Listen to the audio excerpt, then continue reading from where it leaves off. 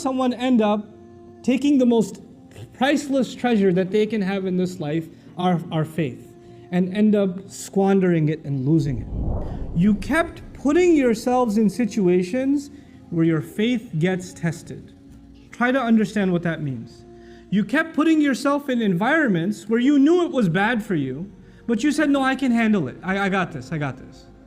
You kept surrounding yourselves with friends that would do bad things, say bad things, see bad things, go to bad places, but you said, I'm not like them, I'm just trying to help them. The intention of today's khutbah is to actually share with you part of just one ayah that belongs to Surah Al-Hadid. But in order to share some lessons from this ayah with you, I'd like to give you some context. This ayah belongs to the very middle of Surah Al-Hadid, and in the very middle of Surah Al-Hadid, Allah paints a scene of Judgment Day. Judgment Day is something that Allah talks about in many places in the Quran, and usually when He talks about it, He talks about people that are heading towards Jannah, the believers, and people that are heading towards the hellfire, the disbelievers.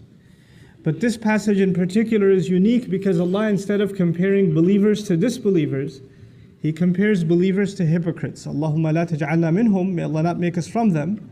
But Allah, instead of comparing those who have faith as opposed to those who have no faith, is actually comparing people who have faith as opposed to people who thought they have faith, or pretended to have faith, or their faith was there but is of no value to Allah on the Day of Judgment. This is the munafiq. May Allah not make us from them.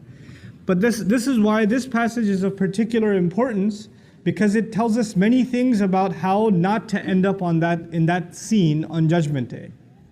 To summarize what's going on in this passage, Allah Azza wa Jalla says that on the Day of Judgment, believers, when they stand, the Prophet ﷺ will be able to see them. يَوْمَ تَرَى, meaning Ishara ila Rasul sallallahu alaihi wasallam. The Messenger can see the entire ummah, al-mu'minina wal-mu'minat, believing men and women, يَسْعَى نُورُهُمْ بَيْنَ أَيْدِيهِمْ وَبِأَيْمَانِهِمْ.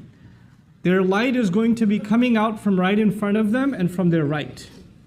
What that means is, we have light coming from our hearts, from our chests, and we have lights coming out of our hands. Why is that important? Because your iman and my iman, if it's sincere, if my faith is sincere to Allah, and my belief was strong, it actually turns into light on Judgment Day. And that faith made me act in a certain way. Those actions that I took turn into light on Judgment Day, the actions of my hand. So you have two torches on Judgment Day. The Day of Judgment is dark. It's this long walk to Jannah. And you're going to need light to get there. Some people are going to have exhaustive light. Their light is so stretched that the Prophet ﷺ would describe that it could go from one city to another. It's that big of a light. Other people have such weak light, they still have it, but it's so weak they can barely see the next step that they're taking. So there are people with different capacities of light, and they are now making their way, and Allah is congratulating them because they at least have light, as opposed to people who have no light. They don't have any chance of getting to Jannah. They can't see a path. And so Allah says, بُشْرَاكُمُ الْيَوْمْ جَنَّاتٌ تَجْرِي مِنْ تَحْتِهَا الْأَنْهَارُ خَالِدِينَ فِيهَا. Congratulations to all of you, of gardens at the bottoms of which rivers are flowing. It's right ahead of you. Keep walking, keep going, keep going. But then in the next ayah, Allah describes a group of people that also get up on Judgment Day, and they notice they have no light and they're in the middle of the dark. And they see far ahead, and they see, if you can imagine this scene, there's complete pitch black darkness, and there's a group of people that seem to have some torches with them. You don't even see them, you just see some lights flickering. So you realize, I better catch up with them, because those lights are getting dimmer. So these hypocrites wake up in this dark scene on Judgment Day, and they try to run and catch up to the believers, because they have no light of their own. They wake up and they're in shock that they have nothing that can aid them. So يَوْمَ يَقُولُ الْمُنَافِقُونَ وَالْمُنَافِقَاتِ لِلَّذِينَ آمَنُوا انظُرُونَا نَقْتَبِسْ مِن نُورِكُمْ. The day on which hypocritical men and women are going to say to those who've believed, wait for us, hold on, look back towards us. We could get some of your light. نَقْتَبِسْ مِن نُورِكُمْ. Iqtibas literally means, in old days you had these torches with fires on top, and you can take your wood and you can kind of light up your own torch. So they figure, we can go borrow some of your light. It won't take anything away from yours. Hold on a second, help us out here. And then a voice is heard, قِيلَ إِرْجِعُوا وَرَاءَكُمْ. Go back behind yourselves. Go turn back. فَالْتَمِسُوا نُورًا. Find some light. We're not going to help. A day of judgment, the day of judgment is the day on which a mother doesn't care about her child. The day on which, father and son and brother and sister, this is all these relationships, تَقَطَّعَتْ بِهِمُ الْأَسْبَابِ. All relationships are cut. So who's going to care about who? I just need to get to my Jannah, mind your own business. I'm not even turning back. Go back and find some light yourself. And the idea of going back actually is sarcasm also. Go back to this world. Because on Judgment Day, if you don't come on Judgment Day with light, you can't get any. The only way to gain that light was in this world. فَالْتَمِسُوا نُورًا. So now they still try to catch up because they don't want to hear it, right? So they're still trying to catch up. And as they get closer and closer to the believers, فَضُرِبَ بَيْنَهُمْ بِسُورٍ لَهُ بَابٍ. A massive, gigantic wall is dropped between them, which happens to have a door. And the door, inshallah, maybe some other time we'll talk about. But Allah says a massive, giant wall is dropped between these two groups. So even if they were going to try to catch up, now they can't. As the wall is dropped, Allah says, بَاطِنُهُ فِيهِ الرَّحْمَةِ. The side they can no longer see, the hidden side of it, that's got mercy and love and care in it. وَظَاهِرُهُ مِنْ قِبَلِهِ الْعَذَابِ. And right behind it, approaching them is punishment. So not only were they in the dark, now there's a massive wall, you got nowhere to go, and when you look back, there's punishment coming at you. They're about to be crushed. So these hypocrites, may Allah not make us from them, become desperate. So they call out and they say, Alam nakum ma'akum. Didn't we used to be with you? Weren't we with you? So they're asking for the people of the other side. Apparently the door can be opened from the other side. Open up, guys, come on. We used to be with you. And so a desperate call is made. This is important before we go any further. This is actually the reason I chose these ayat for today's khutbah. This wording, Alam nakum ma'akum, weren't we with you? The idea is that these people on Judgment Day that are standing on the wrong side of the wall, that are in desperate situation, that have no light of themselves, actually assumed that they belonged among the believing community. They were very confident about that. So much so that they're citing it even on Judgment Day. We used to be among you. We prayed with you, we did business with you, we were friends with you, we were family with you, we were cousins with you. We went to the same college, university. We're all the same, guys. How are we separated today? Why is this separation happening today? And from the other side, this time, now that they feel safe, once the wall is dropped, not only do these people get overly terrified, the people on the other side feel far more secure, so they're not in a rush anymore. Because now it's totally safe. So now they take their time and actually answer them and say, well, here's why you're not with us today. Here's why you're not with us today. The first thing the people of heaven told them was you have to go get some of your own light. فَالْتَمِسُوا نُورًا, find some light on your own. Go back and get it. Apparently you don't have any light. And then they're in shock. We used to be with you. We should have had light just like you have light. So now the people of Jannah are going to describe how these people who used to have light, they used to have faith. How did they lose it? How did they end up bankrupt on Judgment Day? And this ayah is particularly profound because then it will give us an insight into how does someone lose their iman. How does someone end up taking the most priceless treasure that they can have in this life, our faith, and end up squandering it and losing it. It doesn't happen overnight. You don't just lose your iman. It's a process. And that process has been described in these timeless words. Bala, of course you used to be with us. وَلَكِنَّكُمْ فَتَنْتُمْ أَنفُسَكُمْ.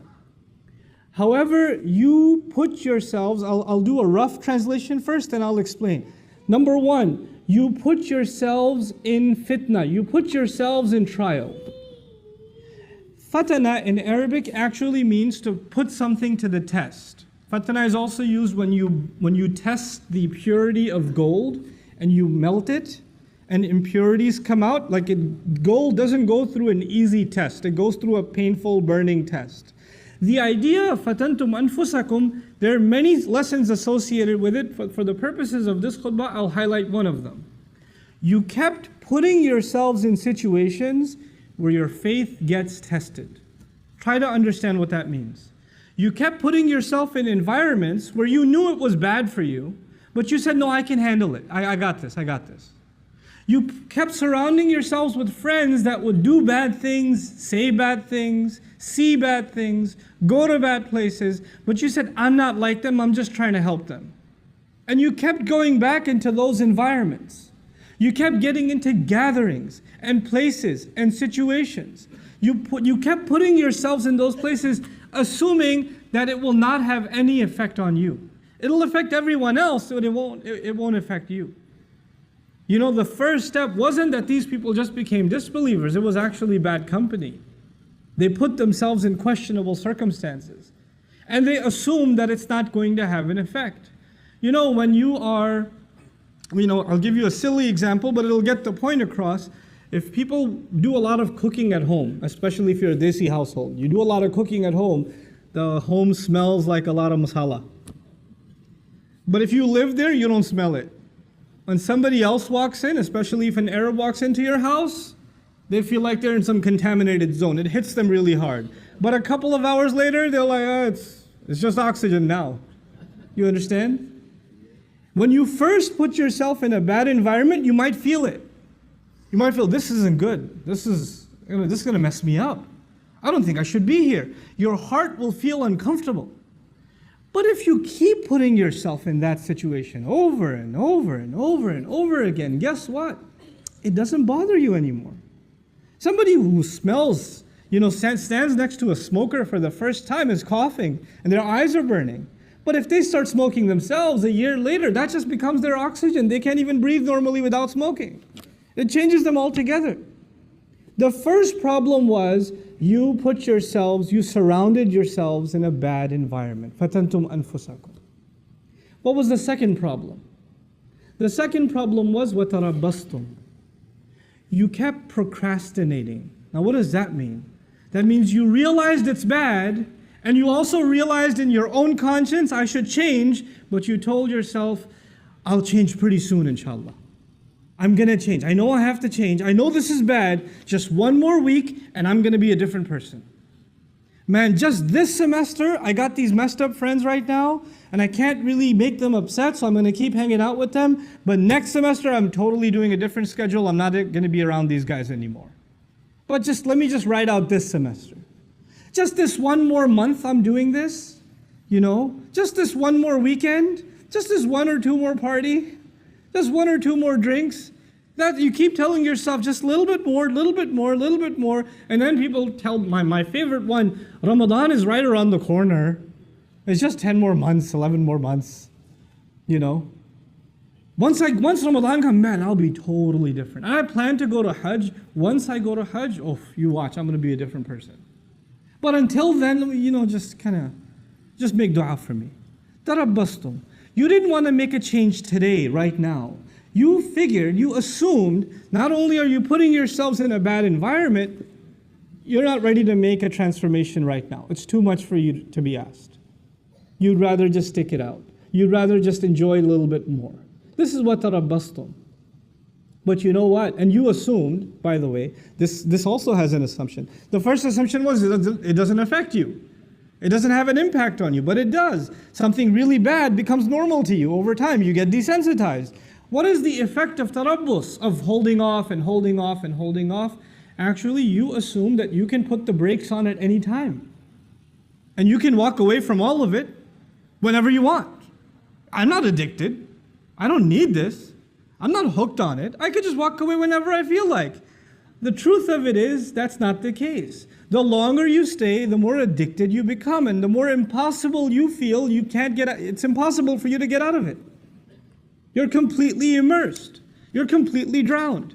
And you don't even know anymore what it is to be outside of this environment. And then you start telling yourself, it's too late for me. And when that happens, a guilt sets in. The guilt sets in that I'm pretty messed up. Man, I've been doing sins. I've been in this bad environment. I should have made tawbah a long time ago, but it's too late for me. And that bad, nobody likes to feel bad. Nobody likes to feel guilty. And then shaitan comes and says, why do you feel guilty? You don't have to feel guilty. The only thing that's making you feel guilty is this Islam thing. Islam says this is haram and that's a sin and that's a sin and you can't do this and you can't say that and you can't go there. Islam keeps making you feel bad, man. I want you to feel good. How true is Islam anyway? And now the thoughts start running in this person's mind, a man or a woman. Why am I even following Islam? It seems like it just wants me not to be happy. I just want to live my life, man. I just want to be free. I just want to be able to do what I want. I just want to be able to hang out with my friends. I'm not so sure about the Quran anyway. How do we even know there is a God? How do we even know? What's this hadith business? I mean, how do we even know it's authentic? And so you have this young man or woman, this Zainab, this Ali, this Fatima, this Abdullah, this Kareem, these beautiful names, and now they're starting to ask questions about, I'm not so sure about this Islam. I don't know. I have doubts. I have serious doubts. And these are not PhDs in philosophy, nor do they have exhaustive education in Islamic history where they studied it and they started developing doubts. No. They were in a bad environment. They didn't change themselves. That is the process. I've talked to hundreds of these people that literally live this ayah. They live this ayah. And then they get to a point where they have doubts. But their doubts have nothing to do with logic or reason. As a matter of fact, when you answer one doubt, they go to the next doubt. When you answer that one, they go to the next one. When you answer that one, you go to the next one. Then you say, hold on a second. So how long ago did you start ending up in questionable kinds of company? And then the truth starts coming out. وَارْتَبْتُمْ. The very next words are, you fell into doubt. You started doubting. You know what doubt will do? It'll let you off the hook. You'll be able to say to yourself, well, it's not really absolutely the truth anyway, so I shouldn't feel bad that I don't follow it. I shouldn't feel bad. And now once those doubts settle in, and you hide behind those doubts, and continue to justify your life of procrastination and putting yourself in fitna, once you get to that point, then two things are taken away from you. The desire for Jannah is taken away. The desire for making Allah happy is taken away. The desire to have that light that will make you run and get to that destination, you don't even have that in this world. The person who desires to seek that success with Allah, Allah will give them that in this world. But that desire is gone now. You have doubts about it. And the fear of hell is gone. Those two things are gone. Your fears are gone, and your hopes and aspirations in Allah and the akhirah are gone. The afterlife is nothing to you. The afterlife means nothing. If somebody even brings up heaven and hell, it's a joke to you. Well, if you take away heaven and hell, if you take away the motivation to end up in the reward of Allah, or get away from the punishment of Allah on Judgment Day, well, the only motivation you're going to have left are things that are left in this world, isn't it? You got nothing left in the next life. So the only thing to look forward to are stuff that's left in this life. And this life will be money, it'll be fame, it'll be leisure, it'll be pleasure, it'll be material things. That's all you ever think about, that's all you ever care about, that's all you ever want to know about, that's the only thing that ever interests you, that's the only thing you make efforts towards, because you think all of these things are going to bring you happiness.